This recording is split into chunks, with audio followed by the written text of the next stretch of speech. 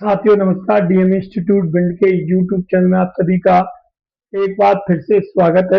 आज हमने जो संधियां पढ़ रहे थे, पिछली क्लास में हमने व्यंजन संधि को लगभग तक कंप्लीट कर लिया था।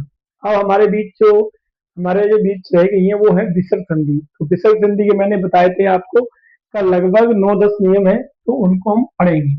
तो आज सबसे पहले हम विसर्ग संधि की शुरुआत करेंगे कि विसर्ग संधि किसे कहते हैं, और फिर उसके सारे नियमों को लिखेंगे। या हम ऐसे लिख सकते हैं विसर्ग संधि के नियम। यहाँ से भी हम समझ सकते हैं कि विसर्ग संधि के नियम। इससे पहले हमने व्यंजन संधि के नियम पढ़े थे कि व्यंजन संधि के नियम कितने, लगभग 12 नियम थे जो हमने आपको पढ़ाए थे। आगे आगे हम विसर्ग संधि के नियम पढ़ेंगे। तो सबसे पहले हमने विसर्ग संधि के नियम पढ़ेंगे। तो इसमें ऐसे करना पड़ेगा, विसर्ग संधि की पहले परिभाषा लिखनी पड़ेगी, तब विसर्ग संधि के नियम। तो विसर्ग संधि कहते किसे हैं, ये हमें जानना मोस्ट इंपोर्टेंट है, क्योंकि संधियों के 3 प्रकार मैंने आपको बताए थे: स्वर संधि, व्यंजन संधि और विसर्ग संधि। तो अब हम सबसे पहले मोस्ट इंपोर्टेंट जो 2 संधियां पढ़ चुके हैं, तीसरी संधि है विसर्ग। तो विसर्ग संधि की परिभाषा लिखेंगे विसर्ग के बाद।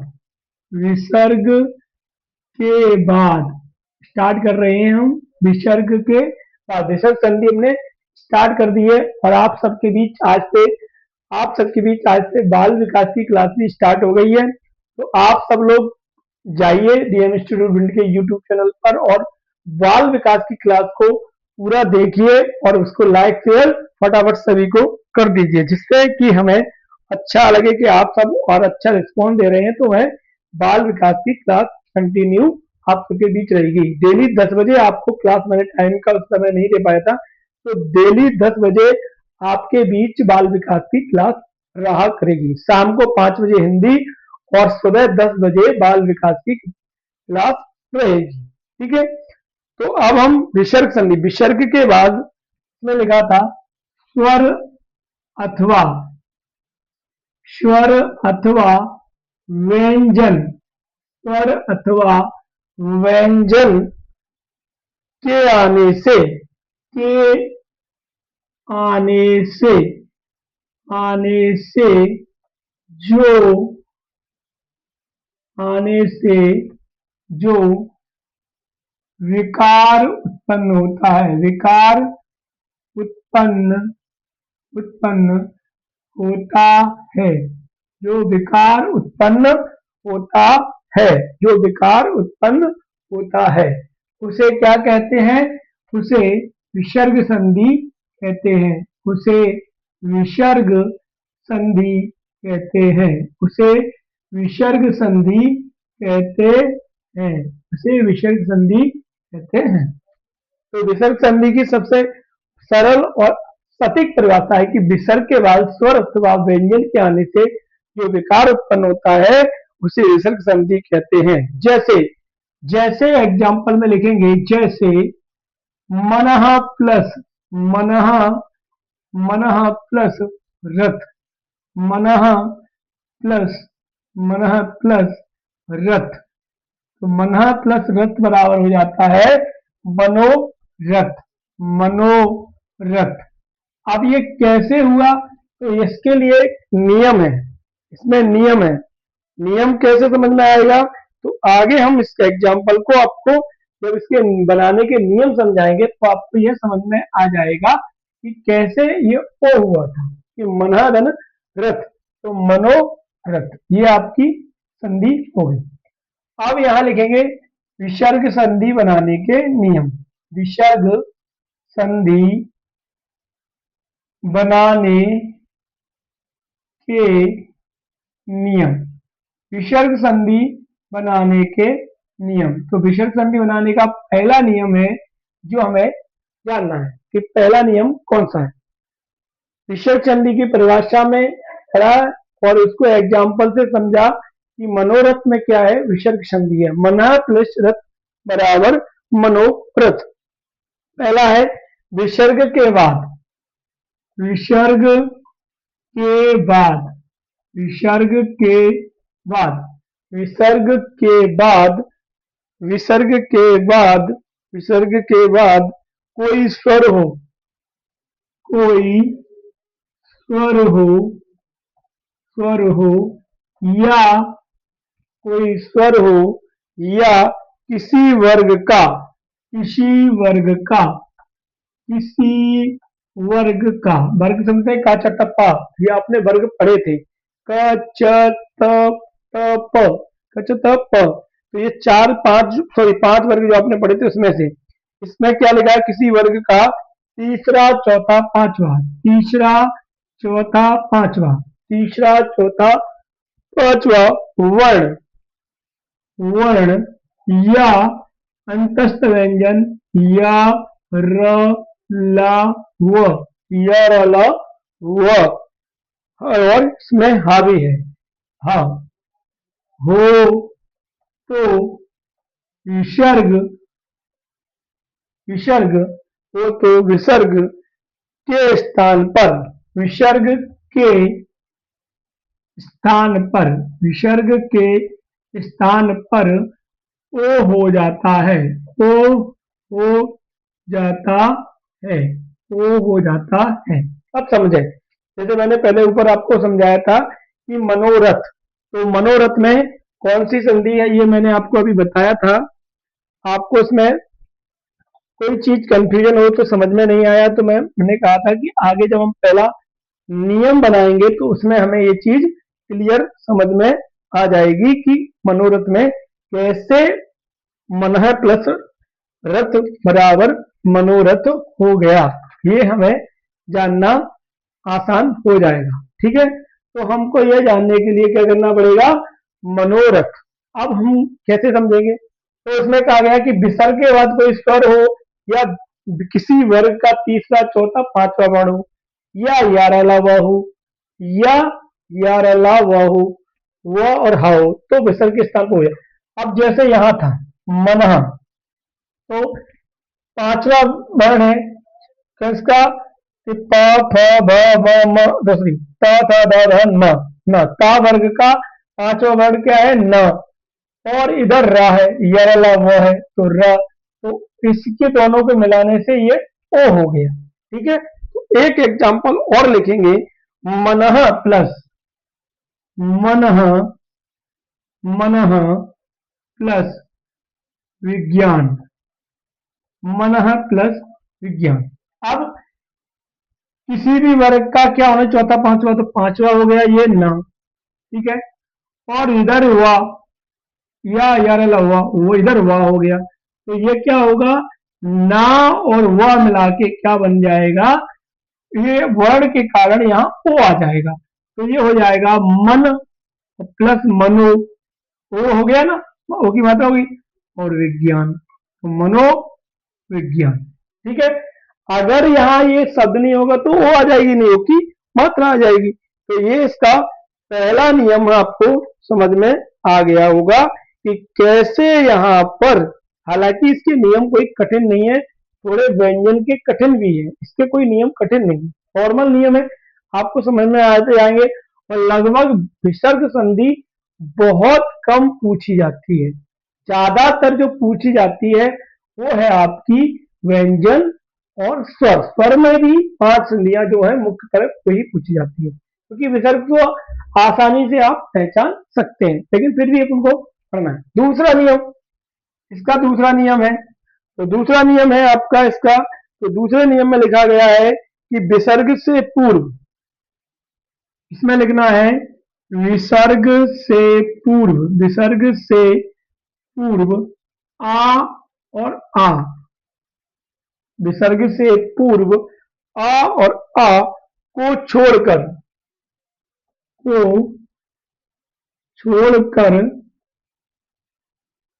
अन्य, छोड़कर अन्य स्वर हो, अन्य स्वर हो, अन्य स्वर हो, और विसर्ग के बाद हो, और विसर्ग के बाद, विसर्ग के बाद, विसर्ग के बाद विसर्ग के बाद स्वर हो, स्वर हो, या स्वर हो, या तीसरा चौथा पांचवा वर्ण, तीसरा चौथा पांचवा वर्ण, तीसरा चौथा और पांचवा वर्ण, वर्ण या वर्ण, या, या, र, ल, रुआ अंतस्थ व्यंजन हो, अंतस्थ व्यंजन, यह वाला हुआ हा हो, हा भी इसमें आएगा। सेम है, ज्यादा कठिन नहीं है। हा हो तो विसर्ग के स्थान पर, हा हो तो विसर्ग के स्थान पर, विसर्ग के स्थान पर, विसर्ग के स्थान पर र, र मतलब ऊपर चढ़ने वाला र, ये या ए, जो आप इसको लिखते हैं रफ, रिफ बोलते हैं उसको, हो जाता है। क्या होता है? हो जाता है। ठीक है, हो जाता है। आप समझे इसको एग्जाम्पल से कि कैसे ये होगा। तो ये हमारा दूसरा नियम है। दूसरे नियम में क्या हमने बोला है कि विसर्ग से पूर्व आ और आ को छोड़कर, छोटा और बड़ा को छोड़कर अन्य स्वर हो, कोई भी अन्य स्वर होना चाहिए, और विसर्ग के बाद स्वर हो, या तीसरा चौथा पांचवा वर्ण हो, या रला हुआ हा हो, तो विसर्ग स्थान पर क्या हो जाता है? रफ, रिफ हो जाता है, जो हम आगे देखेंगे कैसे होगा। ठीक है, तो हम इसके लिए लिखेंगे बहिर, प्लस गमन, बहिर प्लस गमन। अब देखो, ये कह रहा है कि आ और आ को छोड़कर अन्य स्वर है, ठीक है, विसर्ग से पूर्व, विसर्ग से पूर्व है, छोटी की मात्रा है तो नहीं आया है, छोटा बड़ा में से कोई नहीं है। फिर कह रहे हैं कि किसी विसर्ग के बाद स्वर होना चाहिए, कोई स्वर हो, या फिर तीसरा चौथा बात, तो तीसरा का गा तीसरा है, और यार अलावा इस विसर्ग के स्थान पर क्या होता है कि रिफ हो जाता है, तो ये हो जाएगा वहिर्गमन, वहिर्गमन, ये आपकी वह चेंज हो जाएगा। ऐसे ही निह, निह प्लस आशा, तो क्या है? निह प्लस आशा।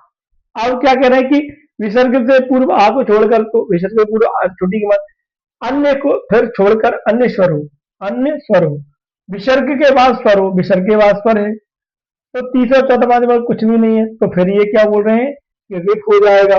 तो ये हो जाएगा आपका निय धन, निय धन, तो नी रा सा, नी रा सा, ये आपका रा, रा ये वाला है ना, रा या रिफ दोनों में से कोई भी हो सकता है, तो रा आ गया और रा पे बढ़िया की मात्रा आ गई, तो वो पूरा रा आधा था पूरा हो गया।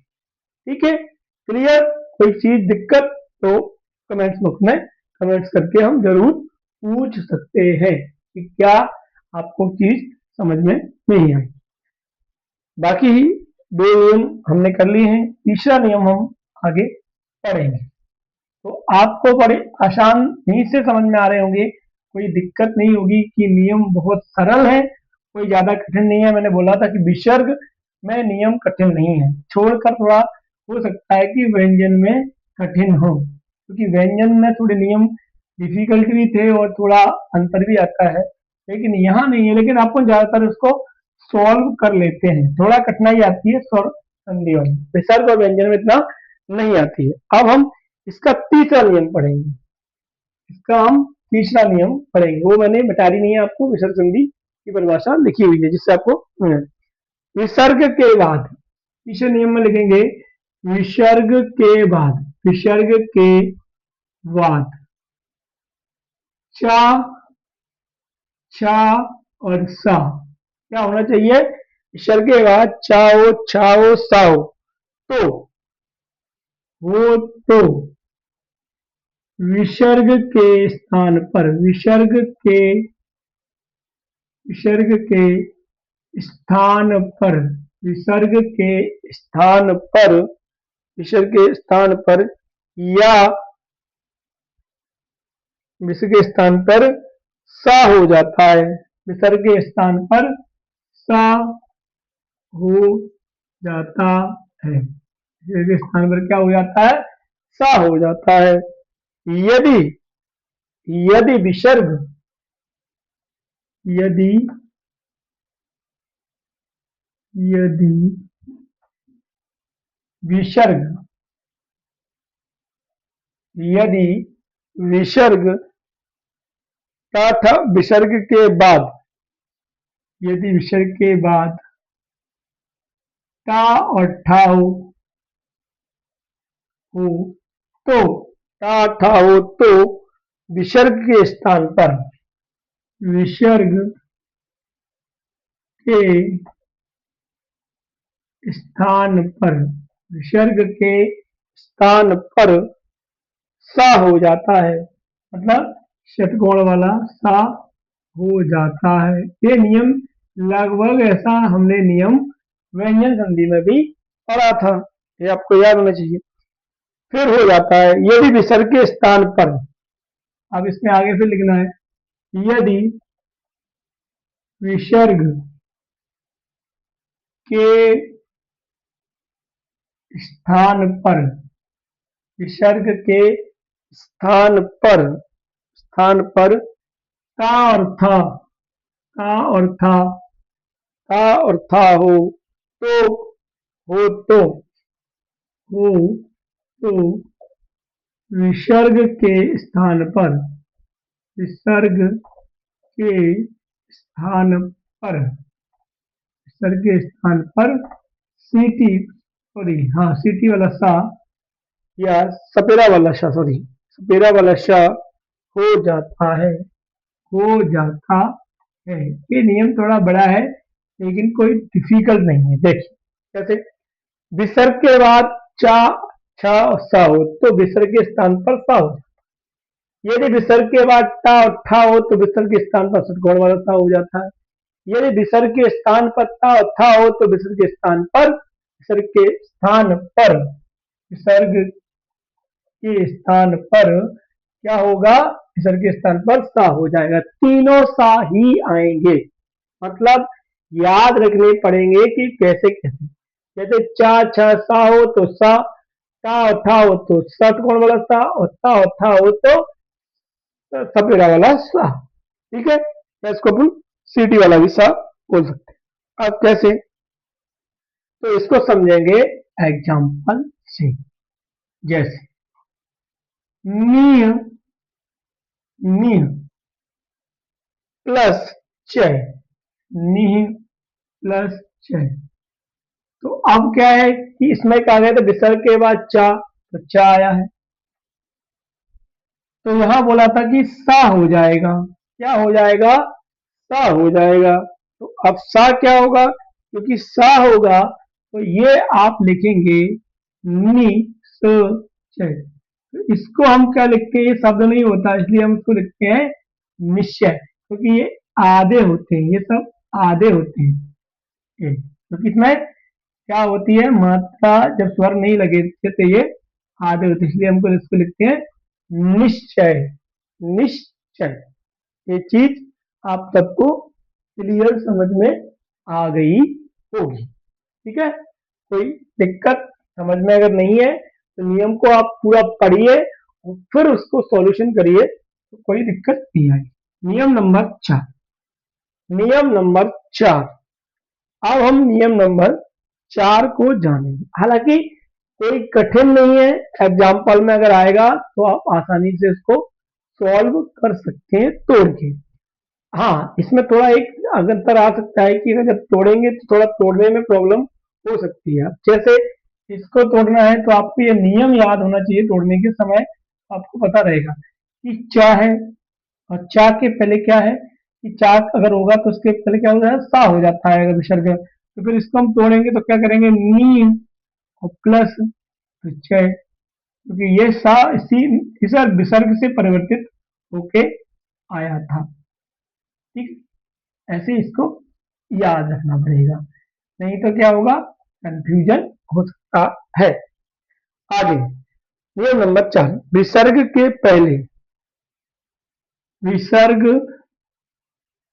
के पहले आ और आ हो, क्या होना चाहिए, विसर्ग के पहले आ और आ हो, और उसके बाद हो, और उसके बाद, के बाद, और उसके बाद क्या होना चाहिए, का हो तो, का हो तो, का हो तो, उसके स्थान पर, उसके स्थान पर, उसके स्थान पर श सिटी वाला हो जाता है। ये कैसा हो जाता है, आधा रहता है, इसलिए हो जाता है। ठीक है, ये है। अब इसको हम जैसे एग्जाम्पल से समझेंगे।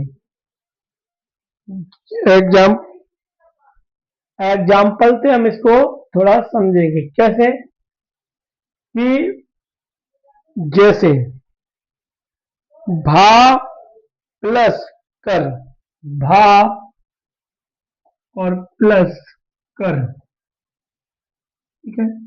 अब कैसे परिवर्तन होगा, विसर्ग के पहले आ और आ हो तो आ है, और उसके बाद का तो का भी है। तो क्या बोला था कि सा में परिवर्तन हो जाता है, किसका, विसर्ग का। तो व्यास कर, भास्कर, भा प्लस कर बराबर भास्कर, सीधा सा नियम है। क्या, इसको और इसके कारण, लेकिन ये विसर्ग किसमें चेंज हो जाएगा, आधे शा में, इस वाले शा में। तो ये आधा है, जब इसमें मिल जाएगा तो इसकी स्थिति आधे जैसी रह जाएगी। नियम नंबर 5, नियम नंबर 5। अब नियम नंबर 5 में हमको समझना होगा कि नियम नंबर 5 क्या है। तो नियम नंबर 5 है, विसर्ग के बाद क्या होना चाहिए, विसर्ग के बाद ता और सा, विसर्ग के बाद ता और सा, ता और सा, ता विसर्ग के बाद ता और सा हो तो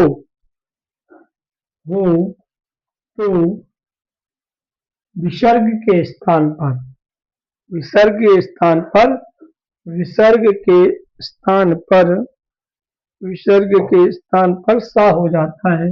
विसर्ग, तो विसर्ग के स्थान पर सा हो जाता है, हो जाता है, सा हो जाता है। जैसे, जैसे समझे कैसे होगा, तो इसका लिखेंगे अपन नमः, नमः प्लस ते, नमः प्लस ते। तो बोला था कि विसर्ग के पहले के बाद क्या नहीं था, तो विसर्ग के बाद था है, वो तो उसका सा में परिवर्तन हो जाएगा, इसका विसर्ग का, तो नमः, नम प्लस आधा सा, तो नमस्ते।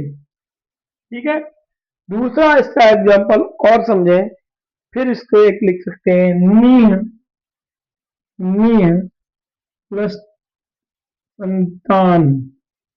तो इसको लिख सकते हैं, वही है कि सा आया है, सा या सा में से दोनों में से कोई आना चाहिए, तो विसर्ग का है, इसमें परिवर्तन हो जाता है सा में, तो इसको आधा सा इसमें जुड़ जाएगा, निह संतान, निह निसंतान, तो ये आ जाएगा इसमें।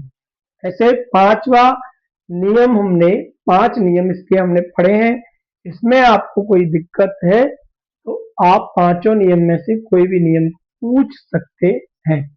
ऐसे इसमें कोई ऐसी दिक्कत वाली बात नहीं है, आप नियमों को बस फॉलो करेंगे तो आप आसानी से इनको सॉल्व कर सकते हैं संधियों को, और कोई दिक्कत आएगी भी नहीं। अगर नियम फॉलो करते हैं तो, नियम याद रहते हैं तो। अगर नियम थोड़ा याद नहीं रहेंगे तो हो सकता है कि हम गलत कर दें। हालांकि विसर्ग और व्यंजन संधि को बहुत कम गलत होने के चांस रहते हैं। ज्यादातर जो स्वर संधियों के जो 5 प्रकार है उसमें से गलतियां होने के चांस रहते हैं, लेकिन नियम याद रहते हैं तो कोई भी संधि आप गलत नहीं करेंगे। क्योंकि आज हम संधि का जो चैप्टर है लगभग वो पूरा कर देंगे, क्योंकि हमने बोला था कि 5 नियम हमने पढ़ा दिए, 10 नियम इसमें लगभग हैं। तो आज हमारी विषय संधि खत्म हो जाएगी। अगला छठवां नंबर है हमारा। छठवां नंबर हम लिखेंगे विसर्ग के पहले, विसर्ग से पहले, विसर्ग से, विसर्ग से पहले, विसर्ग से पहले आ और आ ना हो, मतलब आ और आ नहीं होना चाहिए, ना हो। और विसर्ग के बाद, और विसर्ग के बाद, विसर्ग के बाद, विसर्ग के बाद, विसर्ग के बाद का ख ग का ख और प फ, विसर्ग के बाद क ख प और फ, क ख प फ, हो तो, हो तो विसर्ग के स्थान पर, विसर्ग के स्थान पर, विसर्ग के स्थान पर, विसर्ग के स्थान पर षटकोण वाला सा हो जाता है, हो जाता है, हो जाता है। इसे याद रखना। इसमें कहा गया है कि छठवें नियम में कि विसर्ग से पहले आ और आ ना हो, मतलब नहीं होना चाहिए, आ और आ नहीं होना चाहिए। और विसर्ग के बाद क ख प फ हो तो विसर्ग के स्थान पर षटकोण वाला सा हो जाता है। अब इसको हम उदाहरण से जैसे समझेंगे, जैसे जैसे कि इसका उदाहरण है नीह, नीह प्लस काम, नीह प्लस काम। अब इसमें बोला था कि विसर्ग से पहले आ नहीं है, न हो, विसर्ग के बाद का, तो विसर्ग के बाद का है, और उसके बाद जो विसर्ग के बाद अगर का है तो क्या होगा, विसर्ग किसमें चेंज हो जाएगा, षटकोण वाले सा में। तो नी और आधा सा आएगा तो हो जाएगा निष्काम, निष्काम। क्योंकि आधा सा आएगा जी नीचे, क्योंकि जो व्यंजन है वो स्वरों की सहायता से बोले जाते हैं। जब उनमें स्वर नहीं होंगे तो उसको आधा जो लिखा जाता है, उन्हें लिखा जब जाता है तो बिना स्वरों के लिखा जाता है, क्योंकि स्वरों की सहायता से वो बोले जाते हैं। लिखते हैं तो उन्हें ऐसे ही लिखना, इसलिए इसको निष्काम। जब मैंने वर्णमाला आपको पढ़ाई थी तो मैंने आपको ये चीज बताई भी थी कि उसमें कैसे ये क्यों लगाते हैं, क्योंकि ये बिना। नियम नंबर 7, थोड़ा लग सकता है कि आपको तेज गति हो सकती है, क्योंकि नियम बहुत सरल है, ज्यादा कोई कठिन ऐसे नियम नहीं है जो आपको दिक्कत दें, क्योंकि बहुत सरल नियम है और आसानी से समझ में आने वाले नियम है। बस थोड़ा उनको हमें याद रखना पड़ेगा और कोई दिक्कत नहीं। विसर्ग के पूर्व में लिखेंगे विसर्ग के पूर्व, विसर्ग के पूर्व आ हो, आ हो, और विसर्ग के पूर्व आ हो, और विसर्ग के बाद, और विसर्ग के बाद, विसर्ग के बाद, विसर्ग के बाद ई और ए, ई और ए हो तो, ई और ए हो तो विसर्ग का लोप हो जाता है, हो तो विसर्ग का लोप हो जाता है। विसर्ग का क्या होता है, लोप हो जाता है, मतलब विसर्ग हट जाएगा, वहां विसर्ग आपको दिखेगा ही नहीं, कुछ नहीं, उसमें कुछ नहीं है ज्यादा कठिन।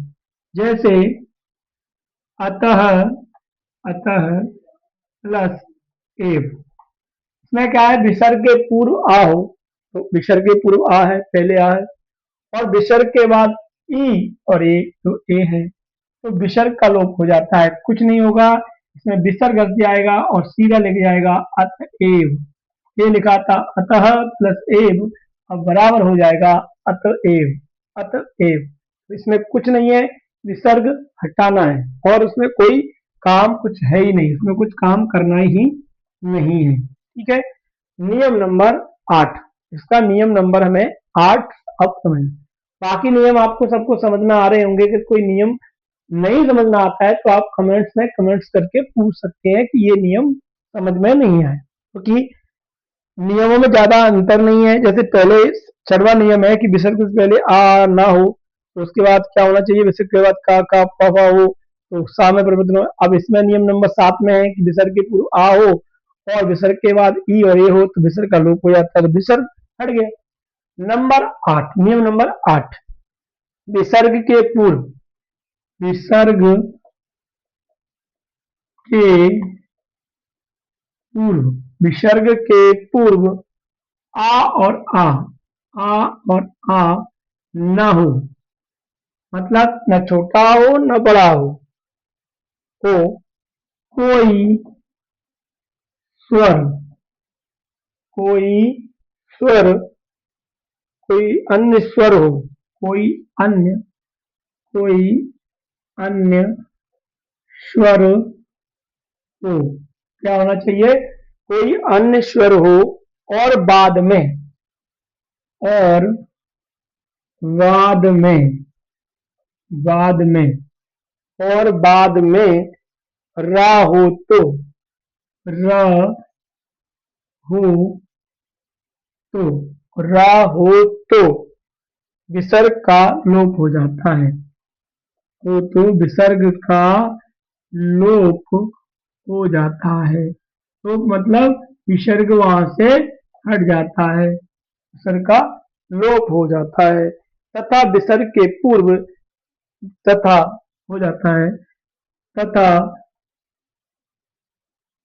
विसर्ग के पूर्व, विसर्ग के पूर्व, पूर्व लघु और लघु, पूर्व लघु स्वर दीर्घ हो जाता है, पूर्व लघु स्वर दीर्घ, दीर्घ, दीर्घ हो जाता है, दीर्घ हो जाता है, तो इसमें क्या होगा कि विसर्ग के पूर्व आ और आ ना हो, कोई अन्य स्वर हो, और बाद में रा हो, तो विसर्ग का लोप हो जाता है, तथा विसर्ग के पूर्व जो लघु स्वर है वो दीर्घ में परिवर्तित हो जाएगा, कुछ नहीं है, बहुत सरल नियम है, कोई नियम ऐसा नहीं है जो कठिन हो, बहुत सरल है। अब जैसे इसको लिखना है, नियम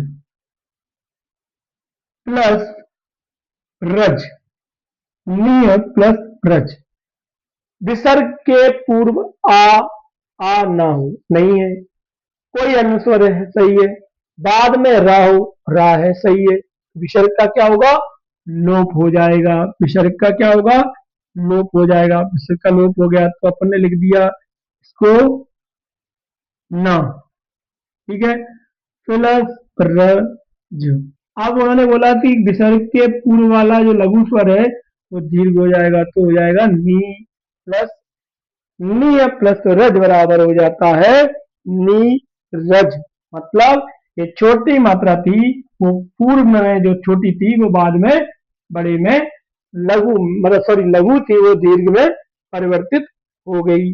ऐसे ही इसमें आता है निय प्लस रोग, निय प्लस रोग, निय प्लस रोग, ऐसे ही इसमें होगा क्योंकि राह है, तो ये हो जाएगा नी रोग, नी नियम प्लस रोग को हो जाएगा निरोग। तो ऐसे इसमें क्या होते हैं कि परिवर्तन हो जाते हैं। ठीक है, आपको आठों नियम जो मैंने अभी तक समझाए हैं वो आपको समझ में आए होंगे। अगर कोई नियम समझ में नहीं आया है तो आप उस नियम का नंबर लिख के कमेंट्स में कमेंट्स करके पूछ सकते हैं कि सर इसका नियम क्या है। ऐसे इसको एक बार फिर से समझा दीजिए। वैसे कोई नियम समझने के लिए कोई ऐसी जरूरत नहीं है, क्योंकि आप नियम को पढ़ेंगे और जानेंगे तो उससे आसानी से आप नियम से ही उस संधि को सॉल्व कर सकते हैं।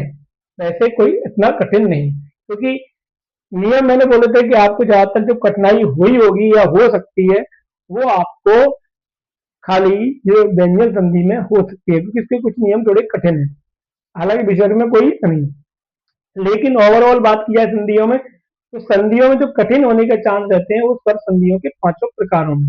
बाकी संधियां ज्यादातर नॉर्मली हमको समझ में आ जाती है। अब इसके हम दो नियम और रह गए हैं, उन्हें पढ़ेंगे। जो 8 नियम हमने पढ़े हैं, हम पढ़ेंगे 9वां नियम। 9वां नियम में कैसे हम इसको समझें कि ये विसर्ग संधि है। तो 9वां नियम हमको पढ़ना है। ठीक है, नियम नंबर 9। नियम नंबर 9। नियम नंबर 9। नियम नंबर हम 9 पढ़ें। ठीक है, क्योंकि मैंने ये नियम देखा रहना इतनी जगह आराम से है। अब इसमें है नियम नंबर 9। यदि विसर्ग के बाद, यदि विसर्ग के, यदि विसर्ग के पहले पहले आ और विसर्ग के बाद, विसर्ग के बाद, विसर्ग के बाद आ हो तो, आ हो तो, यदि विसर्ग के पहले आ और विसर्ग के बाद आ हो तो विसर्ग के स्थान पर, विसर्ग के स्थान पर, विसर्ग के स्थान पर ओ हो जाएगा। ओ हो जाएगा, ओ ओखली वाला ओ हो जाएगा। क्या होगा? ओ हो जाएगा। और आ के स्थान पर, और आ के स्थान पर, और आ के स्थान पर ये एक चिन्ह आता है अपी ही आ, पहले इसको आ जैसा ही बोला जाता था, हो जाता है। ये इसमें परिवर्तित परिवर्तित हो जाएगा। आप कैसे समझ में आएगा? तो लिखेंगे हम स, जैसे स, सह प्लस अपि, सह प्लस अपि।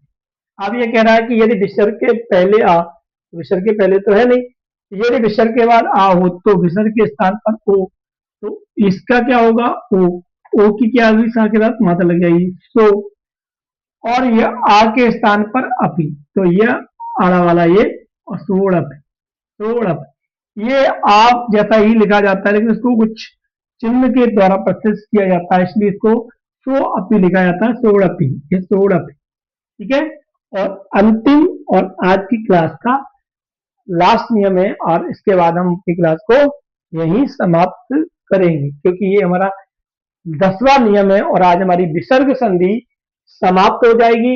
नेक्स्ट क्लास में हम नए टॉपिक के साथ आप सबके बीच आएंगे। तो नियम नंबर 10 लिखेंगे, विसर्ग के पहले, यदि विसर्ग के पहले आ और आ, यदि विसर्ग के पहले आ और आ हो और विसर्ग के बाद, विसर्ग के बाद, और विसर्ग के बाद क ख या प और फ, विसर्ग के बाद क और ख, क ख या प और फ, प और फ, प और फ, हो तो, हो तो कोई परिवर्तन, कोई परिवर्तन नहीं होता है, कोई परिवर्तन नहीं होता है। अब एक मोस्ट इंपॉर्टेंट बात है, इसमें कोई परिवर्तन नहीं होता है, मैंने आपको ये बात क्लियर कर, लेकिन मैंने कहा कि आपको ज्यादातर विसर्ग संधियों में आपको परिवर्तन होता हुआ दिखाई नहीं देता। सीधा सीधा बात है कि जहां विसर्ग लगा हुआ है वो हट जाता है और उसके स्थान पर कोई मात्रा, कोई शब्द, कोई वर्ण उसको जगह लेता है। वैसे कोई परिवर्तन नहीं होता कि ये चीज इसमें परिवर्तन हो जाएगी, ये चीज इसमें परिवर्तन हो जाएगी, ऐसा कुछ भी नहीं है। ठीक है, तो अब हम इसका एग्जाम्पल लिखेंगे। इसमें कुछ परिवर्तन नहीं है, बस प्रातः प्लस काल। तो अब इसको मिला के लिख देंगे प्रातः काल, बस कुछ नहीं करना, इसमें कुछ परिवर्तन होगा ही नहीं, क्योंकि इसमें दिया है यदि विसर्ग के पहले आ और आ तो है, और विसर्ग के बाद का, खा, फ हो तो कोई परिवर्तन नहीं होता। तो आज ऐसे करके हमारी संधियों की क्लास लगभग, जो हमारी संधियां थी वो हमने पूरी की हैं। विसर्ग संधि जो हमने आज अंतिम पढ़नी थी, मैंने बोला भी था कि इसकी एक क्लास अलग से रखेंगे, क्योंकि नियम इतने सारे थे और वो सबके साथ चलते तो हो सकता है अपन को थोड़ा समझ में, क्योंकि मैंने उसमें जो किया था कि उसमें एक दिन उसके कम नियम पढ़ाए थे व्यंजन के, तो व्यंजन के नियम भी एक साथ करने थे, कि वो आधे उधर चले गए, आधे तो कर दिए, तो उस वजह से क्लास में थोड़ा हो गया। लेकिन मैंने विसर्ग के आपको सारे नियम एक साथ पढ़ाए हैं, तो एक पूरा विसर्ग का आपका क्लास है जिसमें आप विसर्ग संधि को आसानी से सॉल्व कर सकते हैं। कोई भी अगर प्रॉब्लम है तो कमेंट्स बॉक्स में कमेंट करके हम पूछ सकते हैं। आप सबके बीच मैंने बोला था कि बाल विकास की क्लास स्टार्ट हो गई है, जो आपको सुबह 10 बजे और हिंदी की क्लास शाम को 5 बजे मिलती है, जिसे आप लगातार पढ़ें और अपनी तैयारी को और बेहतर और अच्छा कर सकते हैं। जब तक कि नोटिफिकेशन नहीं आता, कम से कम 2-3 सब्जेक्ट ऐसे बाल विकास है, हिंदी है, मैथ, गणित है, इनको हम तैयार कर सकते हैं, क्योंकि हमें इंतजार नहीं करना वैकेंसी कब आएंगी क्या नहीं है, वो कभी भी आ सकते हैं। लेकिन जहां तक है इस साल के अंत तक, अभी तक जो दिख रहा है, हालांकि उन्होंने कल पटवारी और उसमें बहुत सारी अलग अलग जगह दी है, वो डाला है नोटिफिकेशन, क्योंकि वो उन्होंने डाल दिया है, लेकिन बाकी वो सारी अपडेटेशन चल रही है, तो हो सकता है वो भी जल्दी से जल्दी आए। और वो लगभग परीक्षा आपकी सितंबर अक्टूबर की करीबन जा रही है, तो इसका मतलब ये है कि अगर सितंबर अक्टूबर तक यही परीक्षा निपटेगी तो इसके बीच में कोई परीक्षा होने का चांस ही नहीं है। तो लगभग जो भी नोटिफिकेशन आएगा वो दिसंबर के लास्ट, नवंबर दिसंबर के लास्ट तक की तैयारी के हिसाब से आएगा, और जो भी भर्तियां होंगी वो नेक्स्ट ईयर के हिसाब से तैयार की जाएंगी। तो हमें समय भी है, पर्याप्त समय भी मिल रहा है, क्योंकि टेट एक ऐसी व्यवस्था में परिवर्तन भी है, क्योंकि पहले 2 पेपर होते थे उसको सिंगल कर दिया जाने वाला है, तो हो सकता है कि सिलेबस में कुछ चेंजेस हो, जैसे मैंने बोला कि त्रिभाषा फॉर्मूला लागू किया जाए, पर्यावरण के साथ एमपीजीके का थोड़ा वेटेज बढ़ाया जाए, परिवर्तन कर सकते हैं, कितना करेंगे ये देखने लायक हो। आज की क्लास के लिए आप सभी को नमस्कार, मिलते हैं, राधे राधे नेक्स्ट क्लास में, के लिए सभी को राम राम।